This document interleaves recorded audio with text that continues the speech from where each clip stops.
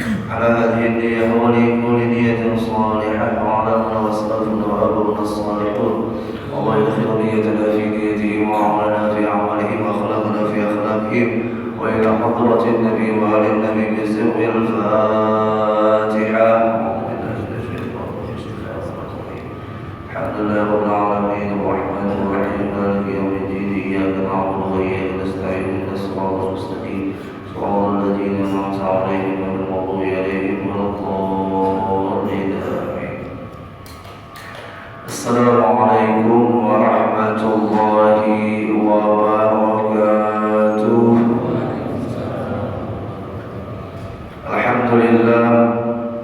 الحمد لله الذي هدانا لهذا وما كنا لنهتدي لولا أن هدانا الله.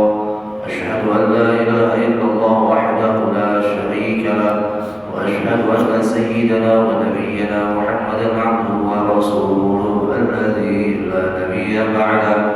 اللهم صل وسلم وبارك على سيدنا محمد مفتاح باب رحمة الله عدد ما في علم الله صلاة وسلاما دائمين بدوام ملك الله وعلى آله وصحبه ومن والاه ومن تبعهم بإحسان إلى يوم القيامة. أما بعد سبحانك لا علم لنا إلا ما علمتنا إنك أنت العليم الحكيم. لا حول ولا قوة إلا بالله العلي العظيم. نوينا التعلم والتعليم وتذكر وتذكير والنفع والانتفاع والإفادة والاستفادة والحث على تمسك بكتاب الله وسنة رسول الله صلى الله عليه وسلم والدعاء إلى الهدى والدلالة على الخير ابتغاء وجه الله ومرضاته وقربه سبحانه وتعالى. وقال المصنف رحمه الله تعالى ونفعنا بعلومه في الدارين آمين. telah berkata Al-Imam Syekh Ahmad bin Muhammad bin Athaillah Al-Kandami di dalam kalam hikmahnya, man lam ya'rif qadra ni'mah biwujdaniha arafaha biwujudi fuqdaniha. Orang yang tidak mengenal daripada nilai nikmatnya Allah ketika nikmat itu masih ada pada dirinya, maka orang tersebut arafah, diperkenalkan Allah akan nikmatnya itu dengan cara apa? Biwujudi fuqdaniha, dengan adanya daripada ketiadaan itu nikmat. Artinya orang yang kadang pernah merasakan adanya nikmat Allah pada diri orang tersebut, maka orang tersebut akan merasakan nikmat itu ketika nikmat itu sudah tiada. Dia akan merasakan nikmat Allah itu pun sudah hilang. Waktu ada inya kada tahu menamu, waktu ada itu nikmat inya kada mampu merasakannya. Jangan sampai nikmat yang Allah berikan ini kepada kita, kita baru merasakan setelah hilangnya itu nikmat. Jangan nunggu hilang nikmat baru kita sadar bahwa itu adalah nikmat Allah. Sehat yang Allah berikan, jangan sampai kita kadang merasakan itu sebuah nikmat sehingga ketika datangnya sakit baru merasakan. Waliyadzubillah. Orang tersebut akan diberikan oleh Allah sakit supaya tahu rasanya nikmat sehat.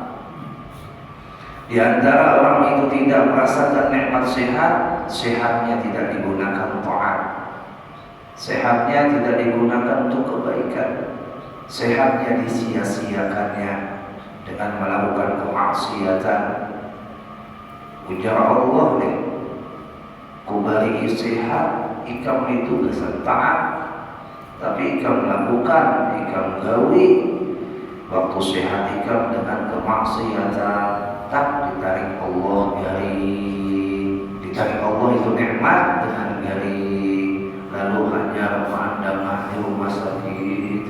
Astagfirullah, astagfirullah, hanya menangis, hanya minta ampun lawan Allah. Untung juga pulang.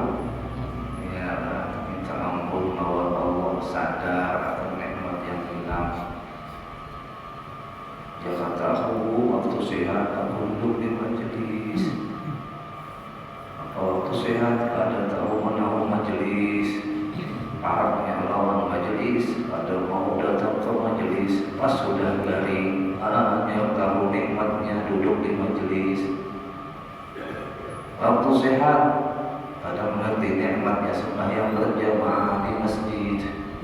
Sudah garing, hanya andamah atau andamah. Andamah itu bahasa kita ya. Jemaah. Pandangan bagi Rasul mengeluh ya jaga tahu waktu sehat kembali rasanya sehat, jaga tahu nikmatnya sehat, maka ulun bahwa sehat ulun kesan taat pulang ke masjid sembahyang berjamaah. Waktu kaya dia maulid datang ke rumahnya, jangan pun hendak menyumbang, malah menyumpahi. Ujarinya, kau duit taus panitia toh. Panitia datang ke rumahnya, minta sukarela, kada bangga kada. Ya, ingat kita hendak mengadakan acara maulid di Masjid Baitur Rahman. Berapakah salah hajana?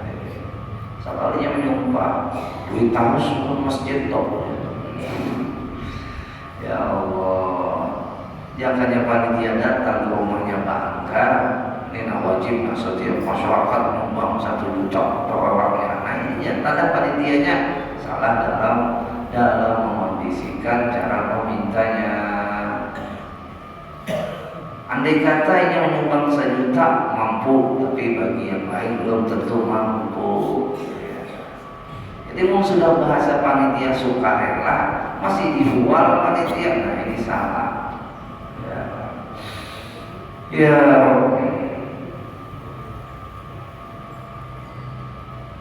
Munya sudah hilang nikmat itu baru sadar, sebagaimana perkataan ulama, aktsarun nas la ya'rifu qadran ni'am. Kebanyakan manusia la ya'rifuna qadran ni'am. Mereka itu tidak mengetahui nilainya nikmat. Kecuali apa? Illa ila faqduha, apabila sudah hilang itu nikmat baru sadar. Nikmatnya bulan Maulid itu akan terasa ketika berakhir bulan Maulid. Di mana nikmatnya bulan Maulid secara zahir nih. Ketika bulan Maulid banyak perbincangan di dapur, tetapi bermasalah. Karena apa? Ya tadi lelakiannya banyak dapat undangan. Masya Allah, bulan Maulid nih hendak aja biar makan nih di tempat, hendak aja biar yang namanya menganyangi parut didatangi aja acara-acara Maulid ya, kanyang tuh parut. Wilayah Lianggang, Banjarbaru, ya, Pasuruan Seren, Lianggang dan Sulit. Itu setiap malam pasti ada aja yang Maulid. Itulah, alhamdulillah panjang baut. Habis bulan Maulid, baru terasa nikmatnya Maulid. Udah dengar gila yang undangnya, dan saya habis sudah bulan Maulid. Ya, jangan sampai hilangnya nikmat baru kita sadar akan itu nikmat. Orang yang merasakan nikmatnya banyu ketika orang itu berada di padang pasir. Tapi kalau orang itu hidupnya di pinggir sungai, di padang banyu, dia akan merasakan nikmatnya banyu. Jadi bagi kita tuh yang hidup di tempat yang berlimpah banyu, sekali-kali itulah ke tempat yang alih mencari banyu, biar dapat dampak pada pribadi kita untuk bisa mensyukuri nikmat yang telah Allah berikan kepada kita dengan kita diandak silin di barak banyu. Logikanya ya sudah seperti itu, orang itu sudah berada di tempat yang mana ini itu merasa nikmat itu mudah didapatkannya, ini akan merasakan itu sebuah nikmat. Insyaallah. Orang Arab menilai banyu itu lebih mahal daripada minyak kok. Orang kita minyak itu lebih mahal daripada banyu. Kenapa? Kita di Banjar hidup di kota 1000 sungai. Orang Arab hidup di kota 1000 minyak. Di Mekah tuh dia nuker banyu sebotol, ya kan, botol yang tanggung ada yang serial, ada yang 2 rial. Botol tanggung itu paling 220 mili berapa? Itu berapa nih? Ini 200 mili, berarti yang tanggung itu sekitar 400 mili lah. Ada sampai seliter, sudah harganya serial. Minyak di Arab seliter setengah serial. Ya, Masya Allah. Di Arab pada merasakan nikmatnya minyak, kalorinya belum mendapatkan krisis minyak. Tapi kada semua orang, itu hanya sekedar logika. Bila orang itu hidup di lumbung padi, dia akan merasakan nikmatnya padi. Tapi berbulan-bulan ayam hidup di lumbung padi, lapar, mati kelaparan, ya. Atau pepatah, ayam mati kelaparan di lumbung padi, atau ayam bungo namanya. Ya, ada manusia hidup di pinggir sungai, mati kehausan, nampak manusia ini sudah diberikan nikmat tapi kadang mau menikmati, maka manusia itu sungguh terlalu. Kalau sudah diberikan nikmat, kita disuruh menikmati, dan nikmat itu adalah rasa syukur yang mana mendatangkan nikmatnya yang lagi, artinya dengan syukur mendatangkan nikmat yang lain lagi. Kalau kita mensyukuri itu adalah nikmat dan yang disyukuri adalah nikmat, maka tidak ada kata habis untuk bersyukur kepada Allah. Syukur itu nikmat, nikmat itu adalah datangnya dari syukur. Orang yang bisa merasakan nikmat adalah orang yang mampu bersyukur, ya kan? Orang yang tidak bisa merasakan nikmat, orang yang tidak pandai bersyukur.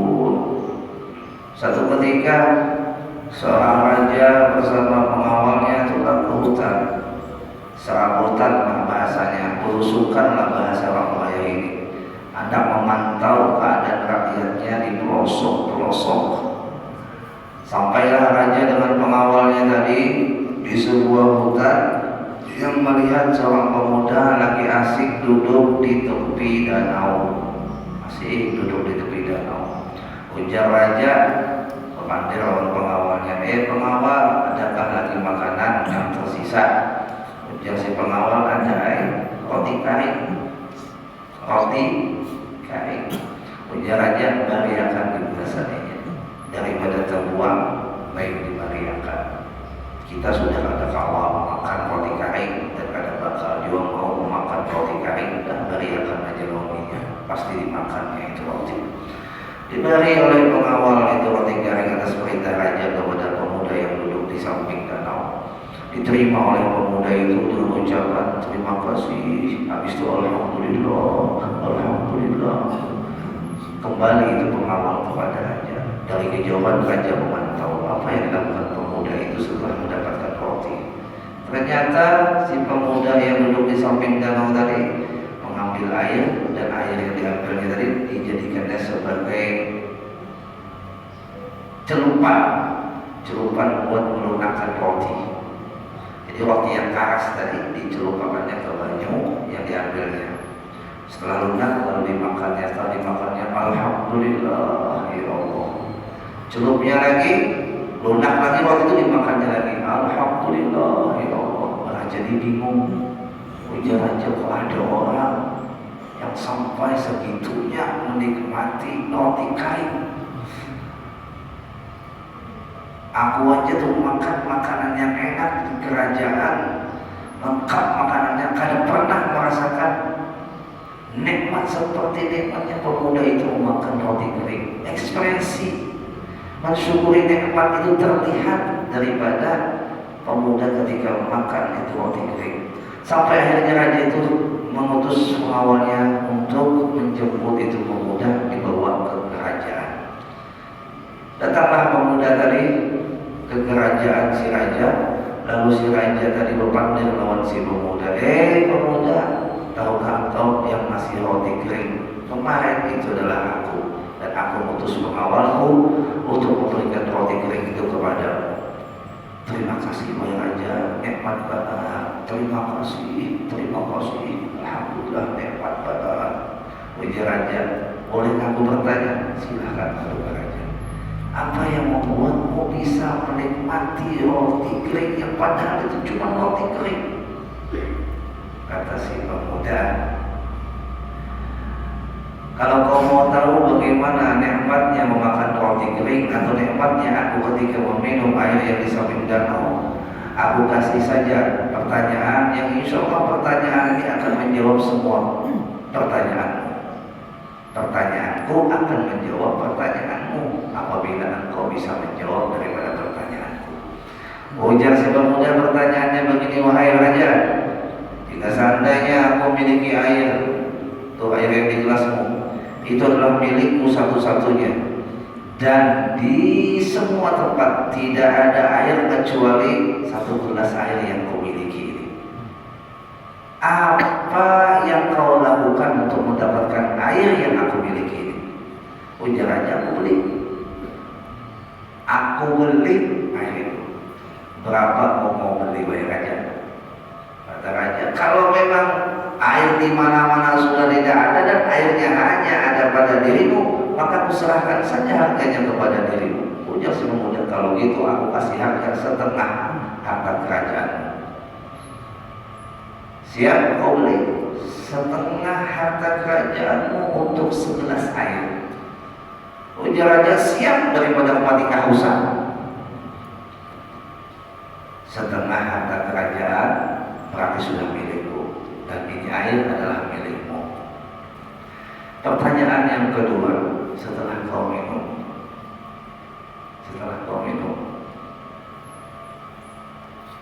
nikmatnya air sudah kau rasakan, tapi keluarnya itu air tidak kau rasakan nikmatnya. Kenapa? Karena kau mengalami sakit, mengalami minum sudah kawat, mengeluarkan kada kawat. Minum sudah kada kawat, mengeluarkan kada kawat. Kayak rasanya itulah orang sakit pakami, hendak pakami tapi mengeluarkannya sakit. Itu kena batu apa namanya? Batu maret, itu ada batu risau lah. Nah, aku memiliki ramuan obatnya, dan ramuan obatnya itu hanya terbuat dari daun yang kering. Berapa kau kasih harga ramuan daun kering ini untuk menyembuhkan, maaf, keluarnya kami biar atau batu maretnya biar? Ujar aja, terserah ikan, karena ikan yang isi semua putihkannya. Udah, aku kasih harga setengah kerajaan biar. Ujar aja, kaya itu sudah aku beri setengah kerajaanku, berarti habislah harta biar. Habis daripada aku mati tersiksa, mana harta kami? Ujar si pemuda, begitulah wahai raja jawabannya. Air yang melunakkan roti yang kering laksana rumput yang kering. Jadi semua yang ulun jual kepada biar, yang tadinya kada berharga menjadi berharga ketika air itu sudah tiada, dan rumput-rumputan kering itu pun hanya tersisa yang ada pada diri ulun. dan pian mau menyerahkan semua harta pian hanya untuk mendapatkannya. Berarti begitu nikmatnya itu air dan begitu nikmatnya itu rumputan kering. Kau baru tahu nikmat, setelah itu tiada. Nah, jadi Bapak Ibu jamaah rahimakumullah, pian tuh lawan anak baru bisa merasakan nikmatnya kebersamaan dengan anak setelah anak itu mulai dewasa. Waktu kecil, ibu-ibu khususnya tuh jarang banget mana-mana. Anak dijuluk ke pembantu, sudah gonol baru merasakan nikmatnya anak di masa kecil, masih lucu-lucunya. Sudah gonol lucunya hilang. Lalu mau capai, ya Allah, rindu sekali dengan anakku di masa ini, di masa itu, di masa umur sekian, karena unyu-unyunya, lucu-lucunya. Ya Allah, kemana kamu semalam waktunya lucu? Kamu sia-siakan kesempatan bersama anak ikam dengan ikam alasan yang penting tawa mencari duit. Dikira duit itu bisa membahagiakan. Dia relakan anaknya dikasih dengan pembantu. Kada salah Bapak Ibu yang punya pembantu, tapi jangan mengorbankan kesempatan pian dengan anak pian karena sesuatu yang sebenarnya cukup saja dikerjakan oleh suami pian. Kenapa jadi dua laki bini bergelik? Alasannya si bini menganggap pendapatan laki kurang. Kalau bininya menganggap pendapatan laki itu cukup saja, tidak perlu terobsesi untuk bergaul sampai meninggalkan anak yang masih unyu-unyunya diserahkan kepada pembantu. Pagi berangkat, sore datang, uyuh-uyuh seorang, anak juga sudah uyuh, ringan, besok itu pulang. Terlewatkan waktu yang indah bersama anak hanya karena mengejar materi. Sayang. Apalagi kalau sudah gondol ya kawin, tinggalkannya pian, tangis pian. Satu maknya rasanya kita banyak elok anak ini gondol sudah kawinnya pindah lo lakinya. Ujar si laki, kamu bahari ya tapi kamu harus kelihatan kan? Nanti kami rawakan sudah anak gondol kawin diambil lakinya nangis. Jamaah. Sama nih kayak kita duduk di majelis nih, ya kan? Baru terasa nikmatnya ketika majelis ini tidak ada kau lagi dimasuki. Kapan? Zaman kopi. Sudah tahu tuh nikmatnya kayak pada duduk di majelis.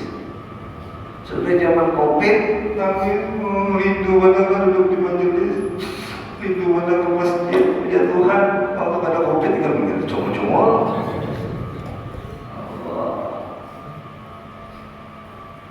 Jangan sampai kita meniadakan nikmat Tuhan lalu kadang mampu mensyukurinya sehingga sudah kadada baru sadar atas nikmat yang sudah hilang. Itu merupakan nikmat yang sangat besar, dan nikmat yang paling agung adalah nikmat iman, nikmat Islam, nikmat ihsan yang melebihi daripada segala macam nikmat yang lainnya. Iman yang diberi Tuhan memang secara cuma-cuma tanpa kita minta. Islam yang diberi Tuhan memang secara cuma-cuma tanpa kita minta. Tapi dengan secara cuma-cuma tanpa diminta, hakikatnya Allah sudah memilih kita untuk mendapatkan intan permata di dalam jiwa, yaitu iman dan Islam. Disia-siakannya nikmat iman, disia-siakannya nikmat Islam. Ia mengerti dan mengimani Allah, tapi tidak pernah nyembah Allah. Ia mengerti dan mengimani Rasulullah, tapi tidak pernah mengikuti jalan Rasulullah. Ia mengerti dan mengimani para malaikat-malaikatnya Allah. Ia mengabaikan daripada malaikat-malaikat Allah dengan tidak menjadikan kewaspadaan di dalam perjalanan hidupnya. Ada malaikat raqib, ada malaikat atid, tahu aja kanan mencatat baik, kiri mencatat buruk, tahu aja. Tapi yang merasa nikmat adanya iman kepada malaikat itu tidak ada, dia sia-siakan dengan melakukan kemaksiatan, bukan saja dengan secara sembunyi-sembunyi, malah dengan secara terang-terangan. Nikmat kitab-kitab Allah, dia percaya iman kepada kitab-kitab Allah, tapi sayang dia tidak mensyukuri nikmat iman kepada kitabnya Allah.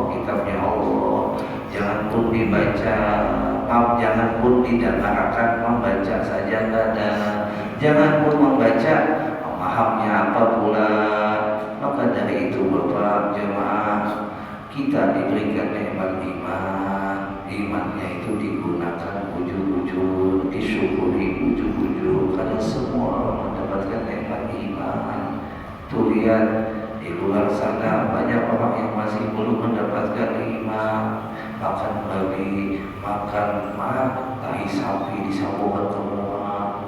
Itu orang mana tuh? Orang Hindu. Ya, coba biar dapat nikmat iman.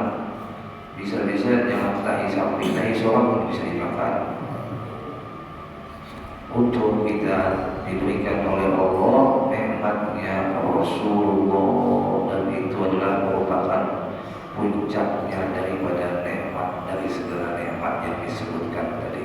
Nikmat iman, nikmat Islam, nikmat ihsan itu tidak akan bisa kita dapatkan kalau tanpa diwujudkannya Rasulullah.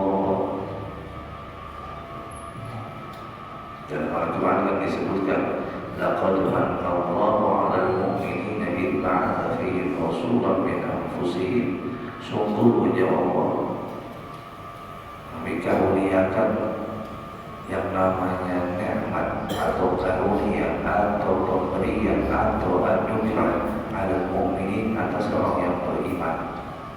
Apa? Idh ba'atha fihim rasulan, yaitu dengan diutusnya seorang Rasul min anfusihim, daripada golongan mereka sendiri. Allah mengutus Nabi Muhammad dari golongan kita, artinya dari golongan manusia. Coba dari golongan malaikat, apa? Kalau Allah utus Rasul itu dari golongan malaikat, kita berangkat ada kaum umpati malaikat. Siapa yang kaum umpati malaikat? Malaikat kada pernah guling. Sanggup kada guling. Jangan yang namanya ada guling di rumah, di majelis saja guling.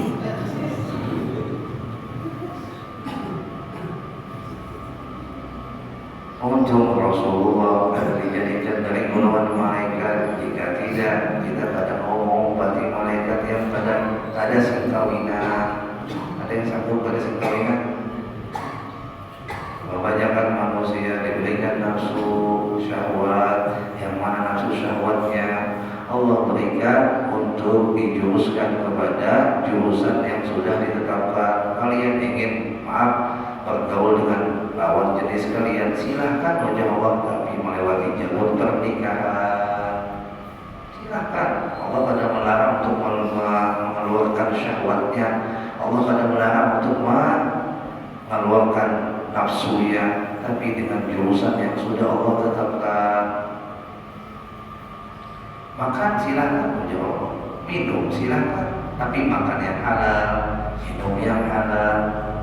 Makannya jangan berlebihan, minumnya pula jangan berlebihan. Allah suruh kita dengan sesuai kapasitas kita yang Allah ketahui. Hai jemaah,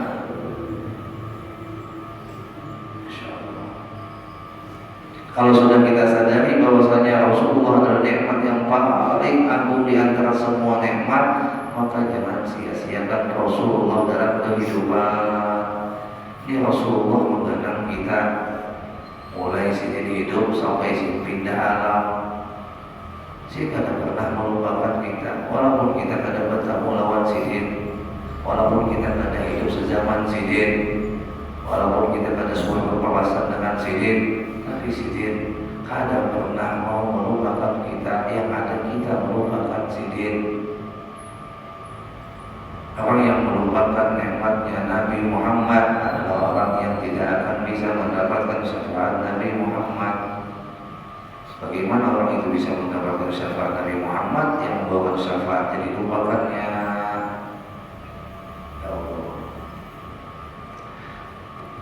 Nikmat bersama, biar bersama dengan orang bagus, bersama dengan orang baik, biar sia-siakan kebersamaan itu. Hakun biar diadu domba oleh orang yang ada senang dengan persahabatan dia. Orang yang madu domba ini tahu bahwasanya dia memperkawan lawan itu, inya yang madu domba ini karena dikawani lagi.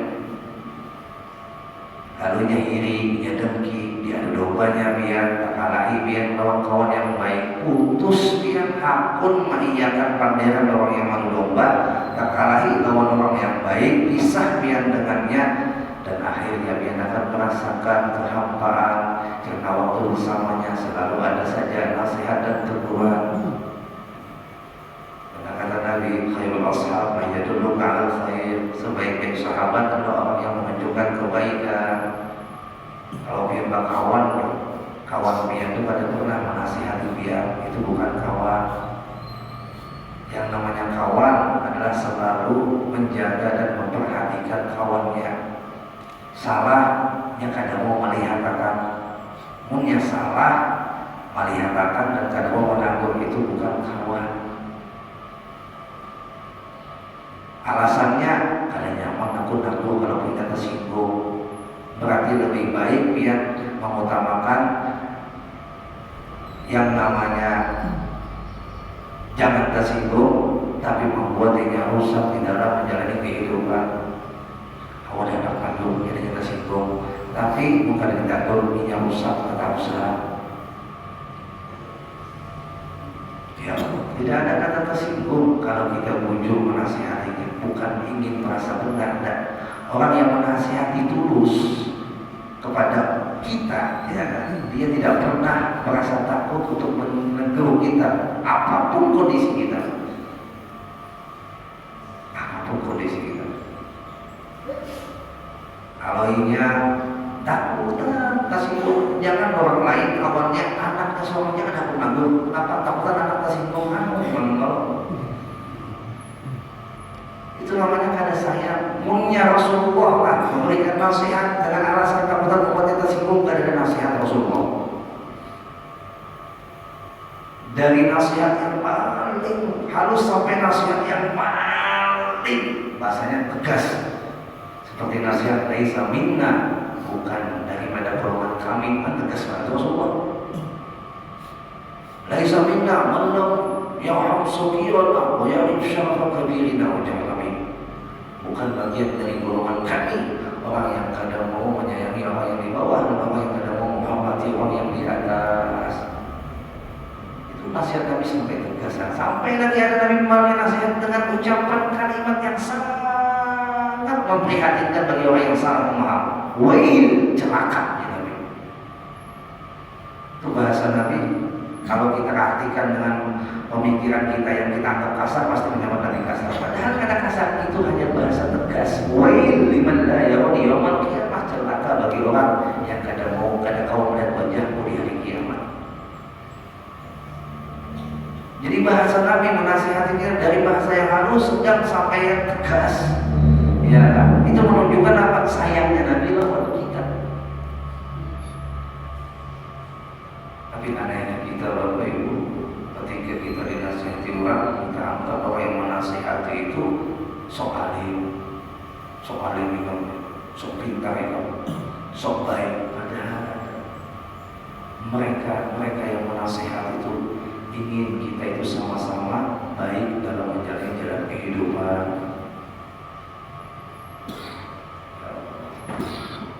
Kalau orang itu sudah anti nasihat, maka ada saja caranya untuk tidak mau mendengarkan nasihat. Sudah dilumpuh nasihat, bawahnya gurih. Sudah di tempat berbagi ilmu, di bawahnya menghayal dan PHP. Ayo, sudah jelas-jelas Allah menarikinya di padang berbagi ilmu. Ini dapat ilmu ya sama tadi ayam mati di lubung padi rugi. Nah jadi bapak jamaah rahimakumullah wa tabakumullah, ibu yang dikasihi oleh Allah, selama pian diisi kawan yang baik dan kaya itu jangan sampai pian lepas. As-sadiq saduq, sahabat itu saduq itu jujur apa adanya. Dia ingin memberikan yang terbaik buat kita, sebagaimana dia menganggap bahwa kita adalah bagian dari dirinya, dia memelihara dirinya, begitu juga dia memelihara kita. Itulah sadiq, sahabat. Yang sangat langsung untuk ke masjid Baitur Rahman Bakawan nih, mulai bahari. Tiba-tiba ada datang penghasut, malah pengen perkara kisah yang tulang ke masjid Selama, yang singkong Selama, hampa terasa. Biasa bersama timbul sendirian, atau seumpama berdua biasa bersama kaum Baitur Rahman, salah satu daripada pian antara pian mati berdahulu, terasa nikmatnya bersama. Padahal waktu berkawan tidak biasa, tapi sudah bisa tahu terasa hilangnya nikmat bersama. Ya Allah, nyamannya sudah. Umpama pian dipercayai oleh orang yang baik, lalu pian sia-siakan kepercayaannya, hilang kepercayaannya, pian pun terlempar dari urusannya, dari tugas apa bisnisnya, karena pian menyia-nyiakan kepercayaan atasan pian, lalu di PHK pian dikeluarkan karena dipercayainya lagi. Apa yang terjadi? Setelah di PHK baru sadar nikmatnya bagi si atasan, nikmatnya bagawi. Orang yang menyia-nyiakan kepercayaan, maka dia tidak akan mampu dipercayai oleh orang yang sudah menaruh kepercayaan itu. Boleh jadi dengan satu dua orang dia menghilangkan kepercayaan dari satu dua orang tadi, selanjutnya orang yang lain pun tidak akan percaya kepadanya. Kemudian itu dipercayai, diamanai, Pak Haji, kami percayakan lembaga ini, kami kasihkan ke dia, jaga jalankan. Disia-siakan sini, melihat orang, cabut orang, dan maaf kami ganti yang lain. Baru sadar Allah sudah percayakan, tapi disia-siakan kepercayaannya. Allah percayakan lagi biar berkumpul dengan orang baik, berkumpul di dalam majelis semacam ini, biar sia-siakan. Lalu biar akhirnya merasakan ketidakbisaan biar untuk bisa bersama orang baik itu, hingga betapa orang jahat, dia jahat. Kenapa waktu betapa orang baik kadang-kadang disyukuri, akhirnya dicabut oleh Allah nikmat bertemu orang baik. Hari-hari dia bertemu lawan orang yang tidak baik. Banyak nikmat Allah. Nafas itu nikmat pada badan kita, kesehatan itu nikmat pada badan kita. Di situ segala macam apapun di sekitar kita, nikmat kebersamaan kita dengan orang-orang yang sudah dipilihkan oleh Allah untuk kita. Bagi orang itu orang yang baik, ya Allah.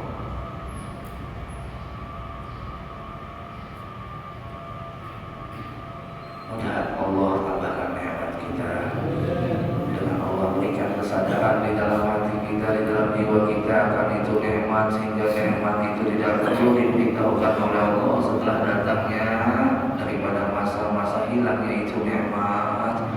Yang diberikan nikmat rezeki sehari 20.000, alhamdulillah. Makanya kata Nabi, untuk bisa mendapatkan makam syukur, ra'ajaki melihat orang yang di bawah dia, unzuru man huwa asfala minkum, lihatlah orang yang di bawah dia. Biar akan merasakan nikmatnya diisi kendaraan ketika biar melihat orang yang ada diisi kendaraan. Tapi mungkin hari-hari melihat orang diisi mobil, maka dia tidak akan merasakan nikmatnya diisi kendaraan. Jadi melihat yang di bawah, melihat di atas satu mak yang sakit kepala. Coba ibu jangan tapi rancak media emas kurang. Emas yang pian punya itu nikmati, syukuri, alhamdulillah. Pilih orang yang kada bisi emas, kasihan kehandakan bisi emas, nukar emas imitasinya. Biar bisi emas bujuran walaupun cuma segram di bahasanya. Alhamdulillah, orang pada orang hendak bisi emas, dia tadi istilah mencari emas palsu supaya disangka bisi emas juga kesian.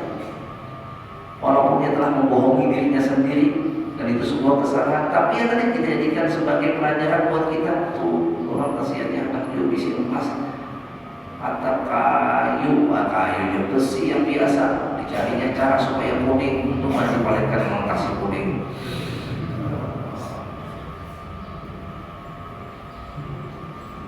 Anda filawat memang Masya Allah. Mudah-mudahan Allah mengampuni juga segala macam dosa kita yang mana kita jarang mensyukuri nikmat Allah. Wa qalilun min ibadiyas syakur, hanya sedikit dari hamba-Ku itu ya Allah yang mampu mensyukuri nikmat Allah. Sudah sampai ke Makkah ada dinikmati dengan ibadah, sudah sampai di Madinah ada dinikmati bersama Rasulullah, bulik-bulik sampai sudah tawaf wada, sampai sudah ziarah wada, nangis paling bahagianya. Kenapa? Ada sempat baca Quran, ada sempat bersolawat. Kenapa hari-hari perjalanan ke pasar? Ya.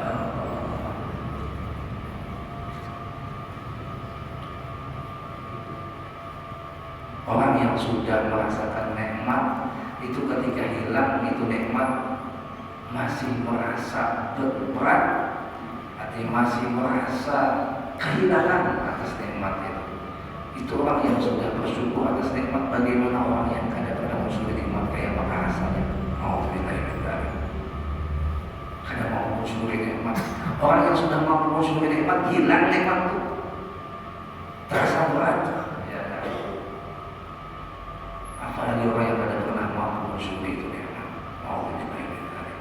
Contoh ya, nikmat lawan kuita bersama sudah lawan kuita meninggal, tetap merasa seperti ada yang kurang di dalam kehidupan. Ya. Bagaimana orang yang kada tahu mengenal kuita?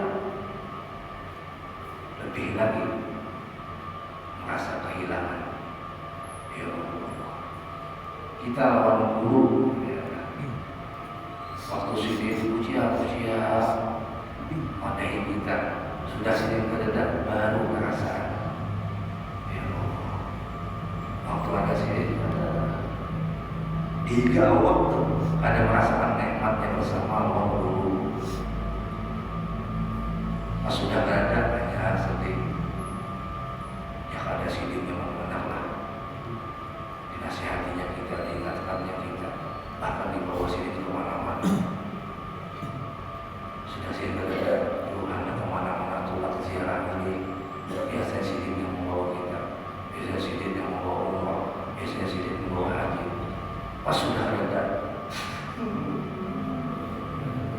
nangis. Ya Allah. Dan satu hal sebagai penutup, kalau yang dikasih nikmat jangan pernah ditolak.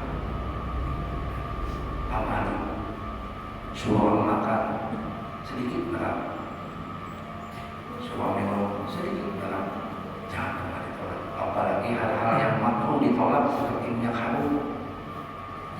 Dikasih minyak harum itu hukumnya makruh ditolak. Dikasih bantal, kesan sandaran itu hukumnya makruh ditolak. Dikasih susu, ya kan, itu makruh ditolak.